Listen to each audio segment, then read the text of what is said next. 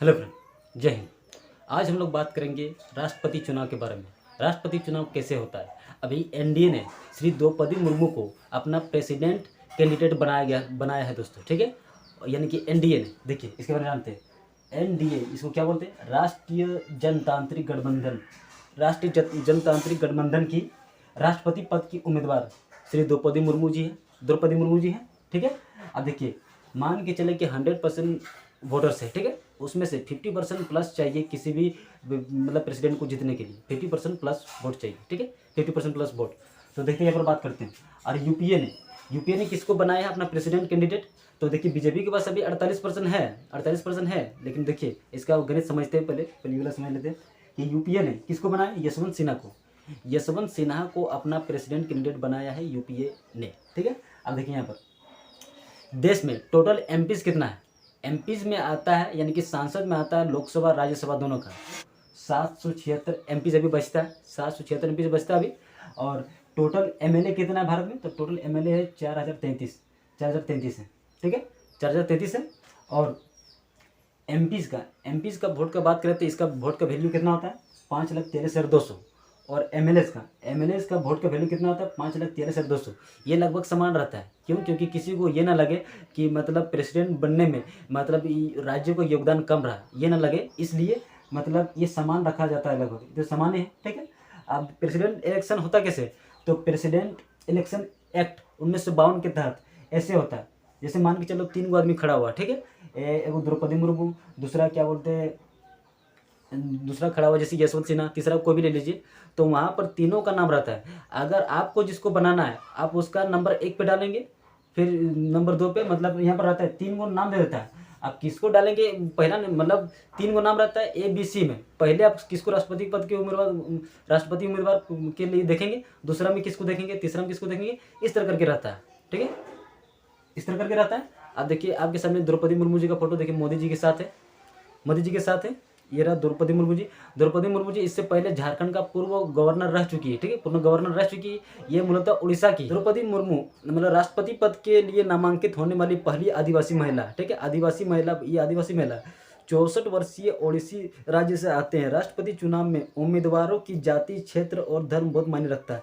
यहाँ दोस्तों, राष्ट्रपति पद के लिए ना जाति, धर्म, ये सब बहुत ही मायने रखता है। ये सब क्यों? क्योंकि बाकी देखिए मतलब चुनावी जो होता है ना कि मतलब ये सत्ता वाला आदमी लोग, इन लोग तो सिर्फ अपना वोट के लिए मतलब इस तरह करके आंकड़ा बैठाता है, ठीक है। अगर मान के चलो कि आदिवासी को कर दिया तो आदिवासी का वोट मिल गया, मुस्लिम को कर दिया तो मुस्लिम का वोट मिल गया, ठीक है। इस तरह करके मतलब इन लोग का एजेंडा रहता है।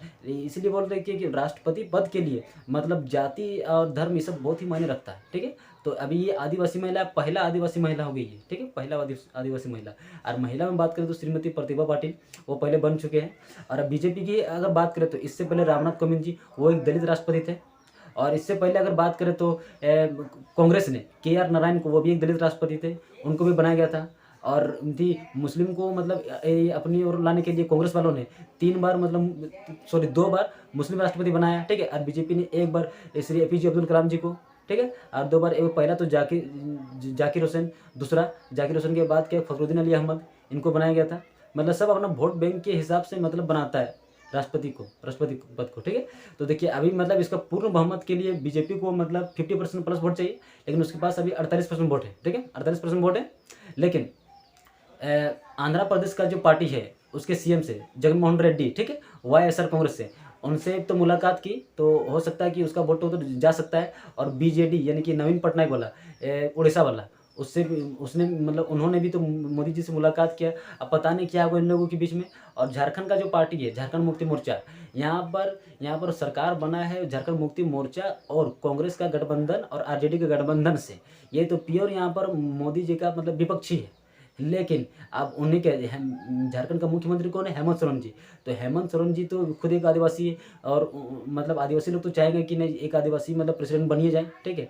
अब यहाँ पर झारखंड सरकार के लिए बड़ी मुश्किल आ गया दोस्तों, ठीक है। अब ये करे तो करे क्या, इस तरह का हालत हो गया, ठीक है। और झारखंड सरकार में एकदम प्योर एकदम कट्टर थी विपक्षी है मोदी जी का।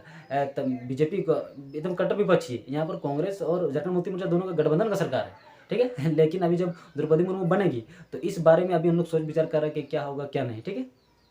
राष्ट्रपति पद के लिए मतलब अगर वोट कैसे होता है इसके बारे में अगर जानकारी लेना चाहते हैं तो देखिए 1971 के जनसंख्या के आधार पर किया जाता है।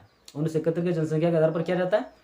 अब इस चुनाव प्रक्रिया में हिस्सा लेने वाले विधायकों की संख्या 4033 है। जी हाँ दोस्तों, 4033 विधायक है। अब इसमें से इन लोग का वोट का मूल्य जो है ना 5,43,000 है। देखिए 5,43,000, 5,43,200 है ये एमएलएस का, ठीक है। एमएलएस का वोट का मूल्य है, एमएलएस का वोट का मूल्य है। और उसके बाद एक एमपी का कितना है 776 एमपी है और इसका वोट का मूल्य है 5,43,200 कि 776 सांसदों के वोट का मूल्य 5,43,200 है।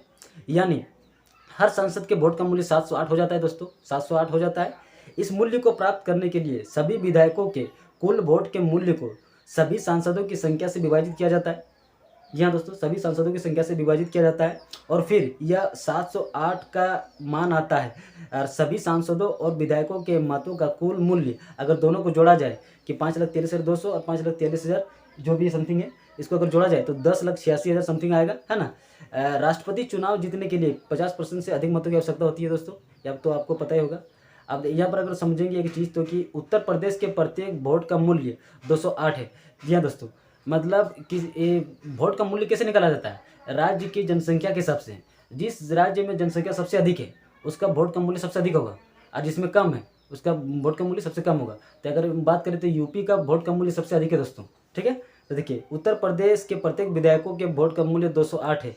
यानी इस हिसाब से उत्तर प्रदेश के 403 विधायकों के वोट का मूल्य 83,824 है। लेकिन दूसरी तरफ सिक्किम के एक विधायक का वोट की कीमत सिर्फ 7 है। क्यों?